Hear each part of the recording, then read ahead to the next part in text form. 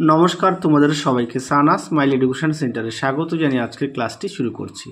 আজকে তোমাদের সঙ্গে আলোচনা করব তোমরা যারা পঞ্চম শ্রেণীর দ্বিতীয় পর্যায়ক্রমিক মূল্যায়ন পরীক্ষা দেবে তোমাদের জন্য রায় ও মার্টিন প্রশ্ন বিচিত্রা থেকে আজকে সমাধান করব পঞ্চম শ্রেণীর বাংলা বিষয়ে মডেল নাম্বার 7 অর্থাৎ 7 নম্বর স্কুলের যে সমস্ত প্রশ্ন আছে তার সমস্ত প্রশ্নের উত্তরের সমাধান করে দেখাবো।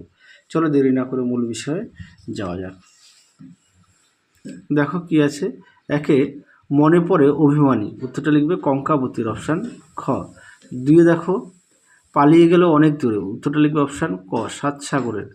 তিনে দেখো দল বেঁধে মাছ ধরতে যাওয়া, উত্তরটা লিখবে অপশান গ। চারে দেখো মধু কাটতে 3 জন লোক চায়, অপশান খ।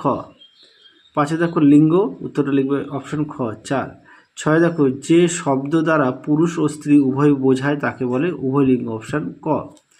সাথে দেখো বহু বচনাত্মক শব্দ হলো, উত্তরটা লিখবে বন্ধুরা, অপশান খ। আটে দেখো পাখির ডাকে ঘুম ভাঙে, উত্তরটা লিখবে এক বচন, অপশান ক।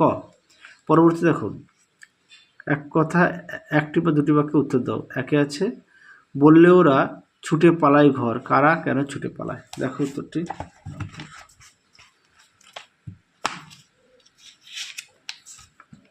দেখো প্রশ্ন উত্তরটি এখান থেকে এই পর্যন্ত লিখবে, দেখে নাও উত্তরটি। পরবর্তী দেখো 2 বনের মাথায় ঝিলিক মেরে চাঁদ উঠত যখন, তখন গাছটি কী করতো, উত্তরটা লিখবে ভালুক হয়ে নাচ করতো। 3 দেখো মেঘের খেলা দেখে কোন খেলা মনে পড়ে, উত্তরটা লিখবে লুকোচুরি। 4 দেখো হিমালয়ের পাদদেশের সবুজ বনের নাম কি, উত্তরটা লিখবে তরাই। পরবর্তী প্রশ্ন দেখো 2-5 ট্র্যাক কাকে বলে, দেখো প্রশ্ন উত্তরটি তোমরা এখান থেকে এই পর্যন্ত লিখবে। পরবর্তী প্রশ্ন দেখো 2-6 শেষ পর্যন্ত ফণী মানুষের কেমন পাতা চাইলো নিজের জন্য, উত্তরে লিখবে কাঁটাযুক্ত পাতা। 3-1 দেখো কি আছে পুংলিঙ্গবাচক শব্দগুলিকে বদলে বাক্যটি পুনরায় লেখো। দেখো শিক্ষক মহাশয়ের আগমনে ছাত্ররা উঠে দাঁড়ালো, তাহলে কি হবে শিক্ষিকা মহাশয়ের আগমনে ছাত্রীরা উঠে দাঁড়ালো।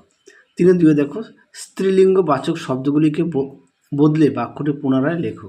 কি আছে রবীন্দ্রসঙ্গীতের গায়িকা হিসাবে ভদ্র মহিলার সুনাম আছে, কি লিখবে রবীন্দ্রসঙ্গীতের গায়ক হিসেবে ভদ্রলোকের সুনাম আছে। 3 দেখো সমার্থক শব্দযোগে বহু বচন শব্দ দ্বারা বাক্য রচনা করো। পরীক্ষার পর সব বন্ধু বান্ধব মিলে আমরা ঘুরতে যাব। 3-4 দেখো ভুল সংশোধন করে বাক্যটি শুদ্ধ করে লেখো।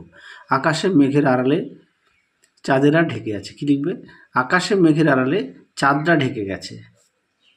পরেরটা দেখো 3-5 সর্বনামের দ্বিতত্ব প্রয়োগে বহু বচন শব্দ দ্বারা বাক্য রচনা করো। কি আছে, কি লিখবে তারা বা আপনারা মিলে আসতে পারেন। পরেরটা দেখো কি আছে 4 তখন কুমির তো বড্ড চটেছে, কুমির কার প্রতি এমন চটেছে, উত্তরটা লিখবে কুমির শিয়ালের প্রতি। পরেরটা দেখো কি আছে কেন চটেছে, তোমরা একটু দেখে নিও। দেখো তোমরা উত্তরটা এখান থেকে লিখবে কেন চটেছে, হ্যাঁ এখান থেকে এই অবধি লিখবে। পরবর্তী প্রশ্ন দেখো 4-2 কি আছে প্রশ্নটি কবির কাছে ছুট বলতে যা বোঝায় তার যে কোনো 3টি ভাবনা কবিতা থেকে বুঝে নিয়ে নিজের ভাষায় লেখো। দেখো উত্তর।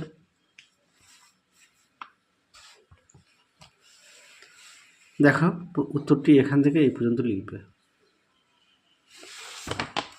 পরবর্তী